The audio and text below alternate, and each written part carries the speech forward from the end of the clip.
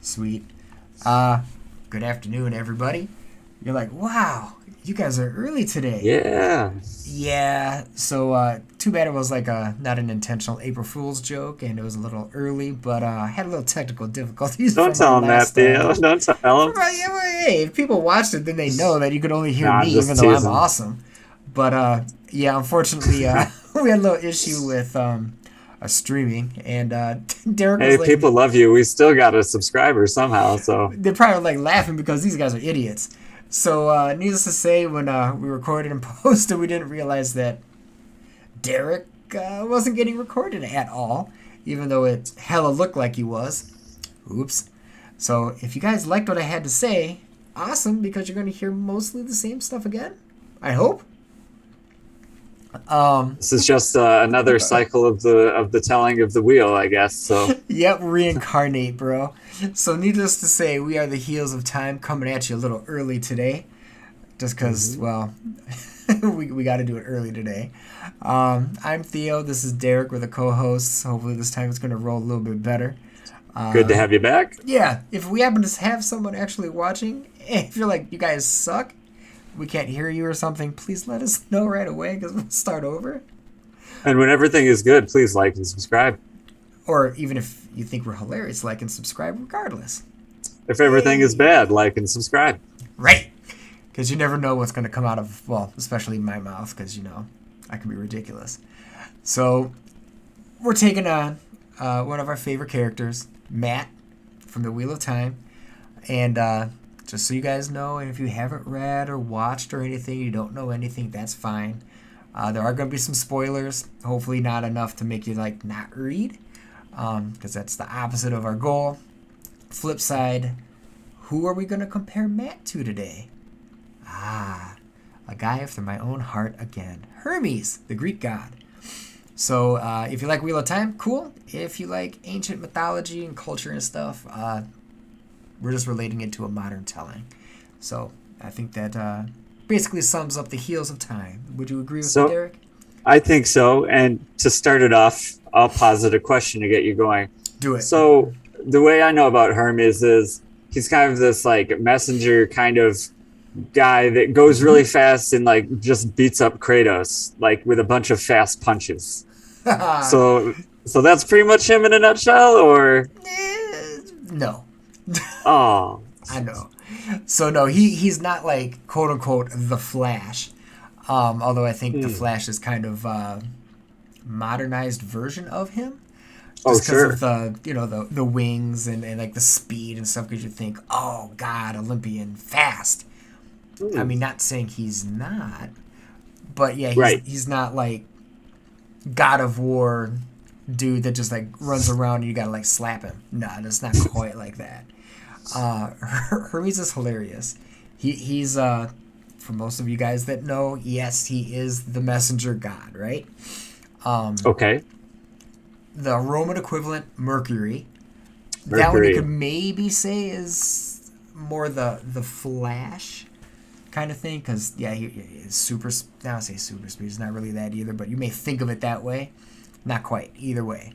So I'm gonna leave some stuff as a surprise, maybe. It's not super surprise because we kind of did it already. So lost some thunder, but well, Derek acts surprised when I bring some stuff up. How about that? Right. Okay, cool. I'll do my best. All right. So first, yes, he is the messenger god.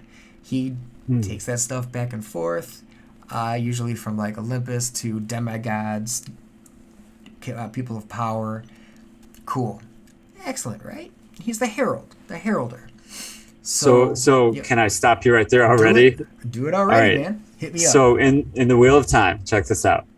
There are two times where Matt can be considered kind of a godly representative or messenger. Mm-hmm. And there's this one instance where he obtains kind of a letter or more like of a writ of power or authority from the Amerlin seat. And he obtains this kind of, in a funny kind of way. The point being here is we have made comparisons and allusions to what the White Tower being Mount Olympus. Right. So in that analogy, we have Matt Cauthos being the messenger for the White Tower. Mm-hmm. Hermes is the messenger for Mount Olympus. The other time he's a herald is when he's the herald for the dragon reborn. Now, in this particular instance, um, you can kind of think of maybe Rand as being represented as Zeus in this characteristic, but more like King Zeus, not the bearded, strong Zeus. That's more Perrin, we would argue, right? Throwing down those thunderbolts. But definitely throwing down the thunder, that Zeus. Yes. So we have at least 2 instances in the book where he's kind of like godly messenger. So just wanted to start us off with that little connection. Hell yeah.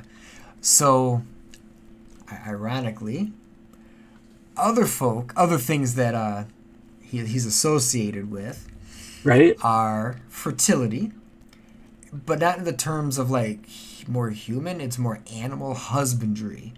So he's also a shepherd god.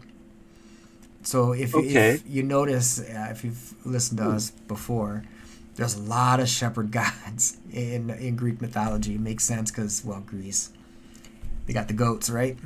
And the sheep and all the other animal type things. Yeah, and Matt Cauthos, he's a farmer. He grew up as a farmer.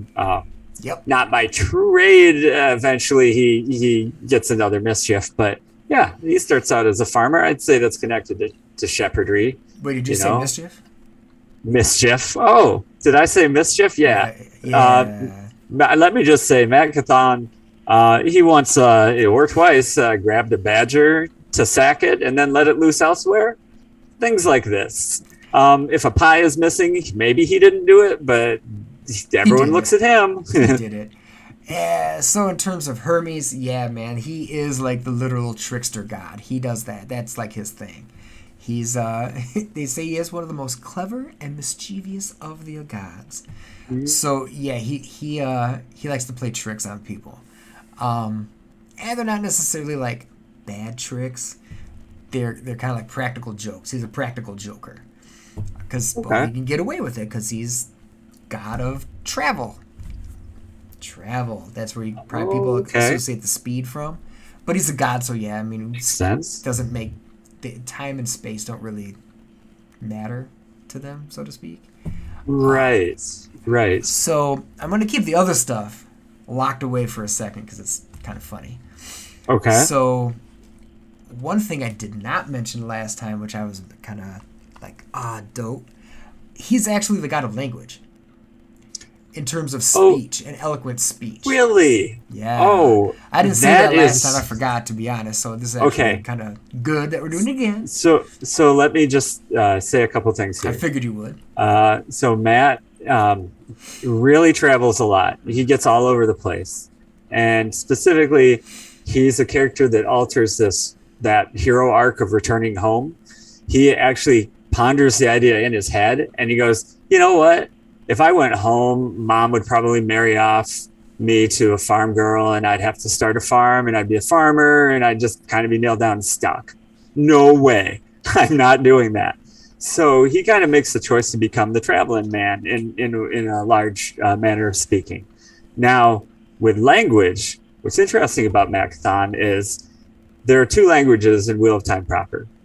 There's the language that everyone commonly speaks today, which is called the New Tongue, I guess. And then there's the Old Tongue, which is the language it's based on, but no one speaks it really today unless you're like super educated. Well, Matt can speak this, and he just can speak it. He never was taught the Old Tongue. He can just recognize it, read it, speak it. So there you go. I think that's a very strong connection.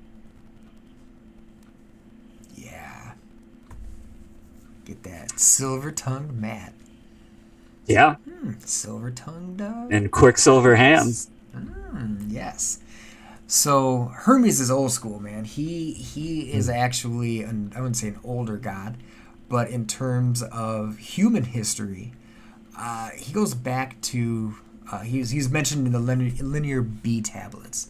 So we're talking like way far back, Mycenaean culture. It's significant too. But not only that, he was also mentioned in several other locations, including Cauthos, which is in Crete. So if you're thinking about it, you got, I won't say northern Greece, but geographically speaking, the Peloponnesos, which is like in the middle, all the way down to Crete. So that's a huge distance. You also have Pylos and Thebes, so he's literally all over the place. Which again, travel would kind of make travel would make sense. So ancient, old school, and he's everywhere. And he's everywhere, all over the place. Yep. So, do they?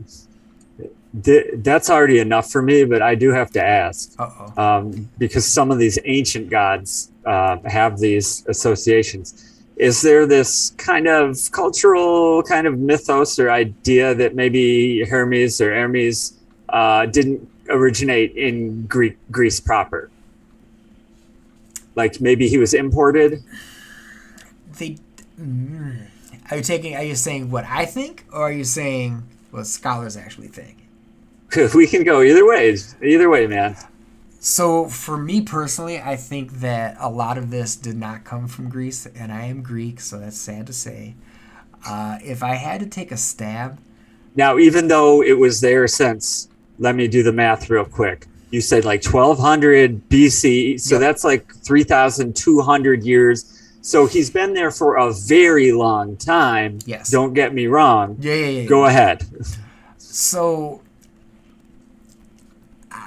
I know. Now, mind you, I don't actually have like hardcore evidence for this. Yeah. Knock on the wood kind of thing.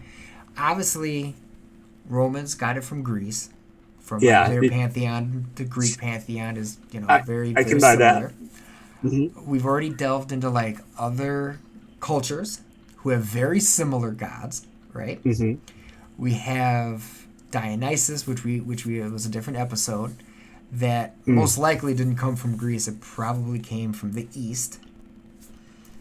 If I had to take a stab, it probably came from the East as well. That's my thought. Interesting.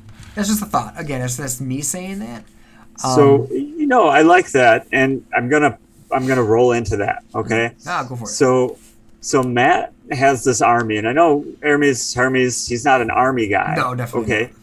That's not the point of this. The point is Matt Cauthon, his army is an international army, and it's pretty much the only international army in the Wheel of Time universe except for the Shanshan. So why is that important? Well, he recruits Terrans, he recruits Karhain, and he recruits Lugard men probably, and he recruits Camelin men, and from all over the place is my point.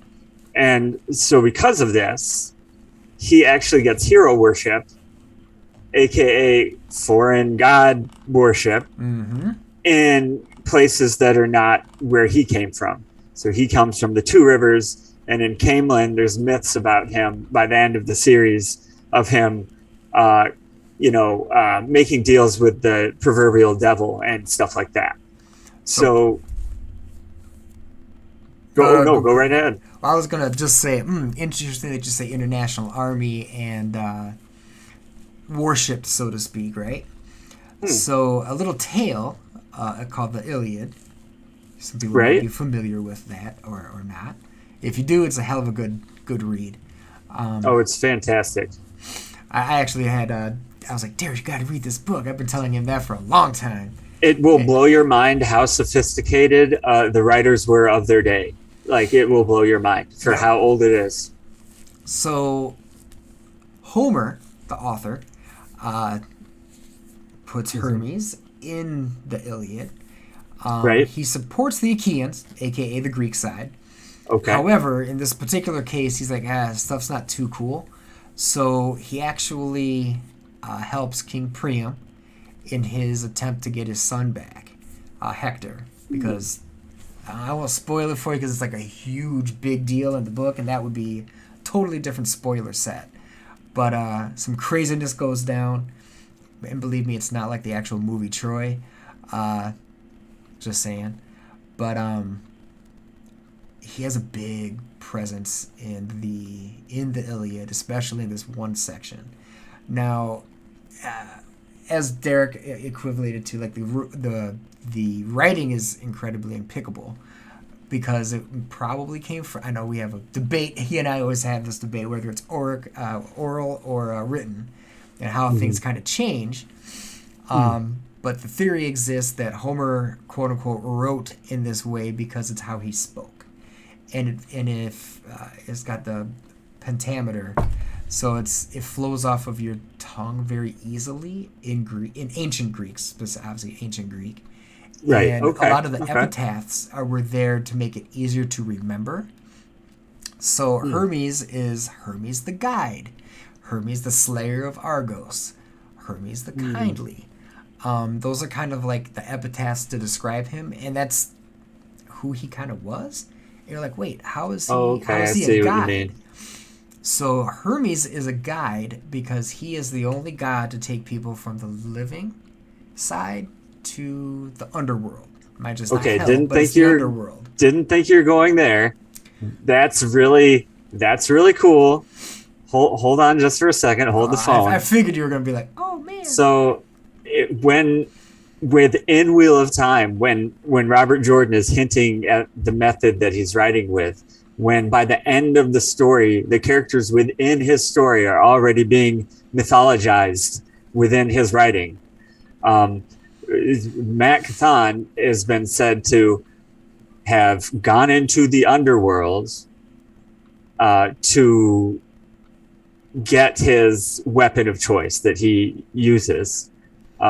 In the book, he goes into the snaky, foxy folks' place to retrieve Moraine.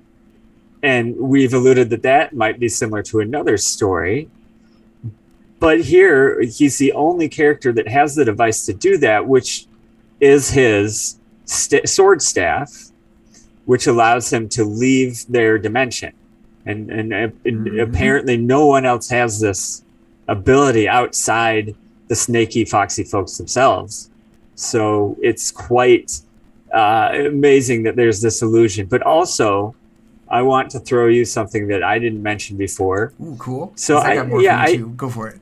So I didn't realize that he was mainly involved with the Achaeans, because I have this theory that we're going to discuss more in another episode when we break apart the Iliad. Yeah. But I actually believe that the Seanchin in Robert Jordan's story, those are the Achaeans. Yep, I agree. I believe that because they're the invading army. They're the invading army Navy, or Navy. Yeah, thank you. That was the word. And they're a conglomerate of peoples, or I don't know if you want to call them city-states or whatever, but it's under an empire. So it's kind of like cross between Rome and Greek. But nonetheless, they come over, and eventually who leads their army? Matt Cauthon. Dum, dum, dum. Who does he get to fight on the right side in the last battle? The Seanchin army. So it's like this pivotal thing, and that reminds me of maybe, pleading to get the body of Hector or returning them back. So the Seanchin are kind of victorious in this way, and I'm not going to spell it out. If you're a clever listener, you'll know who I'm alluding that Rand might be in the story of the Iliad. But in this version of the Seanchin, he does kneel down to the Seanchin. Rand al'Thor does. So that's part of a prophecy within the story, and it is fulfilled within the story in a certain kind of way, but nonetheless. From a certain perspective. A certain point of view. So let's get back to Hermes a little bit more closely. Cool. But I like that. So also Matt is very kind. He has a tongue. He, like you said, God of language. Well, here's the third way. I didn't even think about this, but he curses a lot. Okay. He has bad language as well. And but he has a kind heart, and he takes on kindly to children that are in need and that sort of thing. I mean, that would be something that Hermes would probably do too. So you're going to say, okay, Slayer of Argos, who's that? We didn't get into this, but Zeus is his dad, right? And we've gotten through many times that, well, his mom is not Hera. So you're like, huh, interesting. So they see theory, not theory, but in the text that Hermes is Zeus's and Maya's son. Maya isn't Gaia, it's Maya. She is a Titan. So yeah, you can almost say he knocks up his sister in a way. I guess, yeah. You know how Greeks myth kind of get weird. Yeah, which is one of many affairs that Zeus has. So Hera's like, I hate this. This is ridiculous. So she sends a monster to keep a quote-unquote eye on him. In this case, 100 eyes. Like in the literal sense. Literally a 100-eyed monster, yeah, Argos. So Hermes is like, man, that's not cool. Keeping an eye on daddy like that. Whoosh, goes and kills him. That's a big thing. So he chops his head off and it's like, dum, dum, dum, toast. Cool. Well, not cool, but kind of hilarious. So, kindly, yeah, he's kind of cool. Because you could say, well, what did he do? Well, Ares, god of war, not Kratos, but Ares, the real god of war. He got into a little hot water, legitimately. He was imprisoned in a cauldron by 2 giants, and guess who saved him? Hermes? Hermes. So he was like, nope. Yes, he guided folks from the living to the dead. Gave him to the boatman Charon, and they would take him to Hades. Again, Hades isn't like the underworld. Hades is like the god. Yes, he stole a lot of stuff. Poseidon's trident, Artemis's arrows, and Aphrodite's girdle. Hilarious. So he just goes around taking some of like their big stuff, and you're like, I never knew that he stole Poseidon's trident. That's very interesting. When he gets a staff weapon from maybe the underworld, or maybe this is the under the sea. Who knows? Under the sea. Exactly. That's my only song that you're ever going to get unless I'm hammered. So anyway, this is a little spoiler for Derek, because hopefully one of his next book is the Odyssey, also written by Homer, and I say that written in quotes. So remember how I said he's kindly? Yeah. Well, in another episode we're going to do, the Greeks do some crazy stuff and they get semi-punished by some gods. And, well, but some are on the Trojan side, some are on the Greek side. Because, they can't really die, so they do what they wish. So one of the key people, the Odyssey, is from Odysseus, the little trickster guy as well. But not necessarily trickster, he's just like he's a genius. Mad genius. And I mean that in like a interesting way. So he has to get back to Ithaca. Takes him forever because of his punishments from the gods. So one of his trials and tribulations is he gets trapped on an island, and this nymph, demi-goddess, whatever you want to call her, basically entraps guys. Not gonna do all of the stuffs because it's a hilarious chapter and it's pretty damn funny. But basically you get trapped by her, you're never leaving, and that's it. It's just game over, and there's where you stay forever. Hermes is like, man, that's not cool, my bro. Here's an antidote. And so he gives him the way to get home, basically, or pretty much a way to get home, because otherwise he'd be stuck on the island. Okay, I see. The other one that he did, which is sort of cool, Perseus. If you're like, oh, who the hell is Perseus? He's the dude that sliced Medusa's head off. Right. So, Medusa, we won't get into her specifics because her punishment was pretty brutal for something that she really couldn't help. Oh. But she became the monster that she was by kind of some crappy punishment, to be honest. That's one of the myth stories I'm kind of not so pleased to say is a Greek myth. But needless to say, Perseus has to slay her. Well, she's a monster for a reason. And Hermes is like, well, you got to have some crazy weapon, right? So he gives him an unbreakable sword.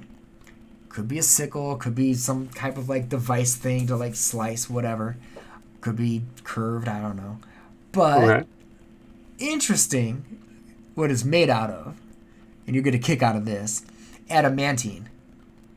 Really? Yeah.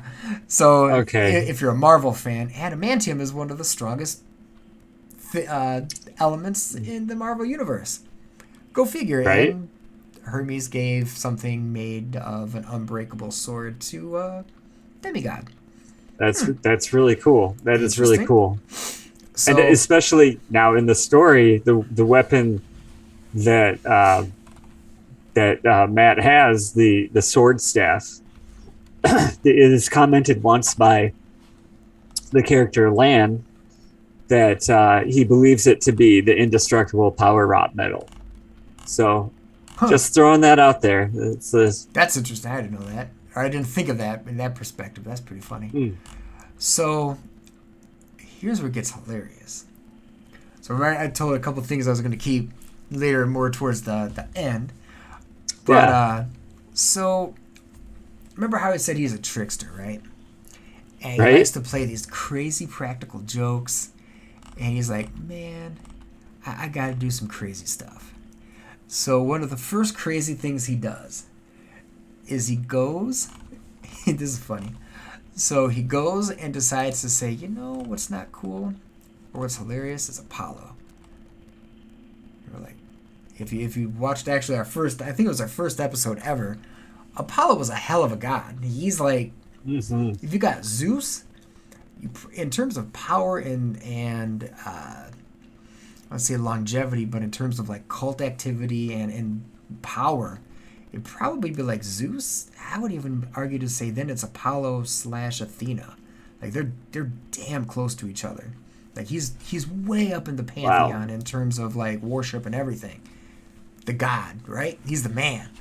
Oh, for sure. And so he's little Hermes. You know how it is. They're born and they're basically almost full life. He's like, man, you know what? I want to look at these damn cows. There's 50 of these crazy cows, and I think I have to like trick them, and I gotta leave with these cows. Well, these are like literally Apollo's friggin' cows, man.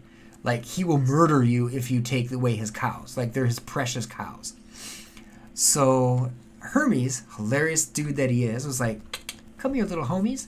Leads them all away. And you're like, man, how the hell are you going to get 50 cows and they're going to like be totally cool?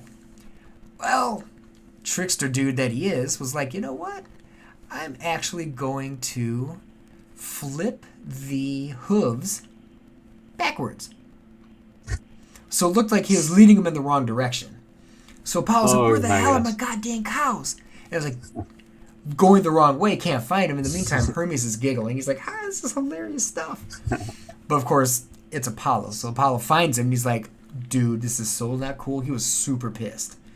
And this is basically like their first time meeting, even though they're like half bros, because Zeus is Apollo's father as well. And he's like, you stole my damn cows. Usually I kill people for this, so I gotta punish you. And Hermes is like, well, I didn't realize, I'm so sad. My fault. I'm this little dude. I didn't know what I was doing. Again, silver tongued, trickster homie.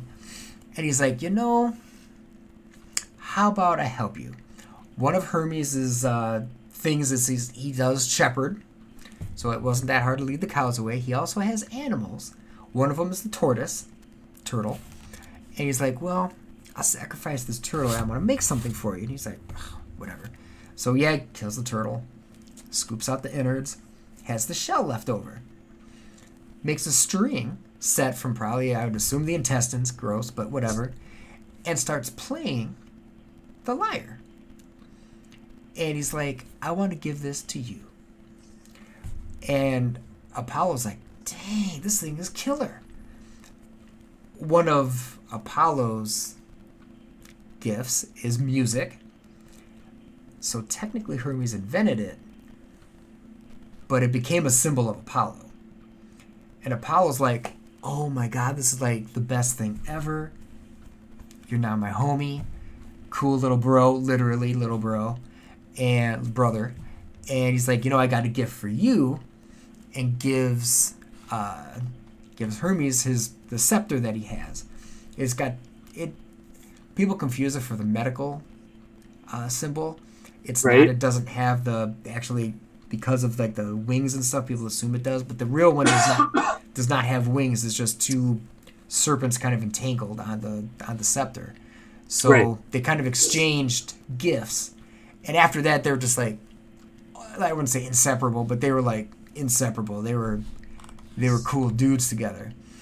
So I thought that's pretty cool. So I don't know if you have something to like add to that, because he's got more stuff. So check this out. There are a few things. Number one, Matt by default cannot play the harp just because Tom will not allow him to. So Rand has to carry the harp around when they all get separated. And so for a while, you could say like the lyre is kind of the symbol of Rand al'Thor, and people see it and associate with him during that small period of time. So Wait, that's kind of didn't funny. we compare Rand to another god? To Apollo. Oh, yeah. Cool. Yeah. So thank you for reminding me to address that point. Yeah. So for now, audience, Rand is Apollo. You can argue that point with us in our video, is Rand Apollo, but for now, we're just going to assume that it's true. Yes. Thank you, Theo. You're welcome. So they don't, Rand and Matt don't exactly exchange gifts per se, but Rand does save Matt's life so that he can see that he has that new staff. Now, the new staff that he gets, not directly from Rand, but indirectly because Rand saved his life in that instance. He was actually hanging from the staff, possibly, or by a tree branch nearby. At any rate, the point is that this staff has a couple of birds on it. So it's a staff that has wings on it. So this appears, and it's the symbol of Matt. It becomes the symbol of Matt by the end of the story. So that's like his, godly signet or symbol right there. But perhaps deeper and kind of more interesting, since we discussed this last week, I had some time to think about it. And I think Robert Jordan might be guilty of committing puns. And I mean like literal puns, like the where you rhyme some words together and it sounds the same, but it means something different. If the words even sound exactly the same, all the better. But we have this situation where, so I liken it like this, and I'm going to borrow your language. So Hermes creates the lyre, or actually, no, let me back that up. Hermes, you said a tortoise is like primarily the primary part of it, right? The main body of it. For the lyre. The main body of it. For the lyre. Yeah. Oh, for the lyre. Right. Yep. So Hermes uses a shell so that Freudian slip. Hermes uses a shell so that Apollo can play the lyre. Whereas Matt uses a bell so that Rand can play with fire. So this poetic little pun, what does it mean? Well, in the story specifically spelled out literally this way, Matt has to figure out a riddle. What do I need a bell founder for? And the answer is he uses a bell finder or a bell to make cannons, which is his fire that he plays with. So he gifts this army of cannoneers. He calls them dragons, by the way. So he literally epitaphs them to Rand al'Thor, which is Apollo. So, and then he gifts the army to him to fight in the last battle. So I just think that when you look at little things like this, it just seems like he probably had a deep understanding of the Greek stories and he worked something like that in there. Or am I crazy? What do you think? So it gets a little more crazy. Oh, yeah? Yeah. So supposedly, I was going to keep this under wraps, but you brought it out already. So Hermes is said to have invented fire. Really? And as you were talking, you're talking about bell, like a bell, Yeah. and fire. Rand wielding it like Apollo, right? Oh, yeah. But if you combine bell Mm-hmm. and fire, and you say it real fast together, what do you get? Oh, like Balefire? Yeah. Oh, that's interesting. I like that. I like that. Thought that was kind of, I just thought of that when I was like, that was like Bellfire. Huh. Interesting. What's Little play what's on words. interesting? Another No, one. it might be. What's interesting is it's not that much of a stretch because there's the one instance that we know of where Balefire connects with other Balefire is it rings. There's like this ringing kind of nauseating effect. So that is Like interesting. a I like it. frequency. Yeah. So, this one is hilarious. Not really hilarious, but in terms of Matt and Hermes. So, question for you. I already know the answer to this one. Matt, does he like to throw things? Yeah, he's very good with his knives. He can juggle very, very well. Yes. He's good with his monies, right? Oh, he's very good with his money. He never is without gold at a certain point in the story. Mm-hmm. How does he get that gold? He gambles. Throws them dice. Yep. And yes, most definitely. So, do you guess who created dice? Really? Hermes? Are you going to say Hermes created? Knuckle Wow. bones, Okay. man. Okay. So Well, Hermes yeah. is credited with throwing them bones. So that is why he is also the patron god of gamblers, Oh, thieves, okay. and he is the god of luck and wealth. So I'm just Okay. going to let you take it from here because I know you got a plethora of stuff to talk No, about. at this I point. appreciate it. I'll make it brief. So Matt's Taveron skill, as it were, to a fine point, he's lucky. And it's not just gambling. He'll fall out a window and land on the assailant that's trying to break his neck, only to find that not only did the assailant die and break his fall, but the knife that he was holding also went in the ribcage, nice and neat, into the assailant's heart. So there's just no way that he was going to live, and there's no way that Matt was in danger. So his luck follows him along like that. And what I mean is, it's not like he always wins. If he needs to lose, then he'll lose. So in another video, comparing Matt to yet another person, which we believe is all wrapped up in there, we compared his dicing to, it's more like rune casting, because we believe that the dice in Wheel of Time are most likely knucklebone dice. Yeah. So let me see. Luck.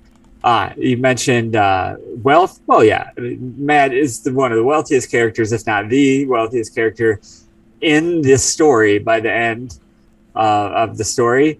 So absolutely.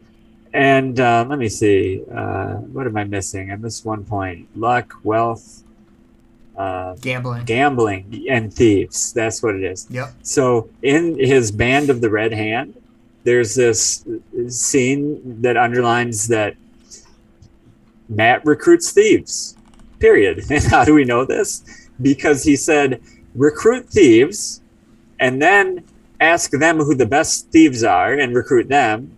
And then ask them who the best thieves are and recruit them, and so on. And once he got to the top, he made those people his scouts. But the implication is, it's not like he fired all the other people along the way. So it's kind of like Matt has his band of thieves in a way. He's kind of like maybe Alibaba. I don't know. We'll have to look into that. I just pulled that out there because Why not? I know that's the only guy in literature that I know of that has a band of thieves. But or fights one. You see, I don't even Yeah. know. So anyway, back to the topic at hand. Yeah, that covers all the points, I think. And gambling, yeah, he is definitely the king of cards, so to speak. He is the one to beat. No one wants to gamble with him by the end of the story. They start making obscure bets with him, and it's things like, all right, I'm going to throw this stick in the air, and you're going to spin around blindfolded and throw your dagger at it and see if you can hit it. And even that kind of stuff, he was doing like 50-50. Like, which should be like 0-100. right. Yeah. The truest power of exhibiting his luck would be when he tossed 13 coins in the air, and he said that they would all land like heads up or whatever. Man. Hilarious. So it might have been more coins than that, actually. I really don't remember, but given let's just story, yeah. Let's just say it was 13 coins, right? The chances of all of them landing heads up, that would be 1 in 8,192. And by the way, Derek does the math, so that's probably extremely accurate. Appreciate you. Thank you. So that would be, given that every coin has an equal chance. So he kind of just bends probability to his liking. So thank you for letting me go over those points. Yeah, you should. All right. So, yeah, we already went over some animals. Basically, tortoise is one big one. The ram is another one. And in terms of bird, it's a hawk. All those kind of make sense to me. Tortoise, obviously for the shell and that kind of stuff. Ram, because, well, runs around and can destroy stuff. And the hawk, bird of prey. So to me that makes sense with him. And part of the reason why I say he might come from a different land is Mercury, right? Okay. Hermes, Mercury. Mm-hmm. We did an episode a couple months back at this point. Days of the week, right? Yeah. That'd be Wednesday. Mm-hmm. For the god Woden, right? Yep. What is identified with Woden? Well, that'd be the planet Mercury. Right. So there's so much interlocking between all the different cultures. I think that things migrate, and if you notice a pattern, it's like, I wouldn't say east to north or south to north, but how are all of these this is cultural, this is like off topic, and this has nothing to do, this is just me thinking. All of these cultures around the world have like a lot of the same stuff, right? Yeah. Tweaked a little bit here and there. Mm-hmm. I'm going to be super bold, and I'm going like hardcore and saying that there's a centralized place where all of this came out of. And just branched out over time. And where that exactly is, that's a different episode. But I have a theory. It is probably some crazy that sounds theory. cool. But to me, there's too much in common with things that shouldn't be in common to be just a coincidence. So, well, let me steer this back a little bit, and I think I can wrap. Is it okay that I wrap it up? Wrap it up, bro. Yeah. Package it up. We probably added stuff that we didn't have before, and we probably forgot stuff that we had before. So it balanced out. Probably don't watch both unless you just really are in love with Theo's voice, because it's going to sound like a one-sided phone conversation. Maybe you like that sort of thing. I don't know. But let me just say that I think that whether or not this all stemmed from one place or not, I think that there are ways that people identify similarities that have been identified, such that when you think about someone like Tacitus, I happen to know a little bit about Tacitus. He related everything back to the planets and how the Romans and the Greeks viewed the planets. He wanted to extrapolate that to everybody. So Mercury and Hermes are associated with the planet Mercury. And then you get Odin associated with the planet Mercury. That's kind of an odd one, and we can talk about that, but it doesn't matter. The fact is, I don't see how else you look at that kind of stuff and you come up with a character and you go, I'm going to add attributes of Odin to this character, but also attributes of Hermes to this character, and also attributes of Mercury to this character, because, by the way, Matt has been told to have hands as fast as Quicksilver, which is another word for Mercury. Right. So looking under that Don't forget lens... Hades, man. Don't forget Hades. So I'm not forgetting Hades. Okay. That's just a different aspect True. of this character.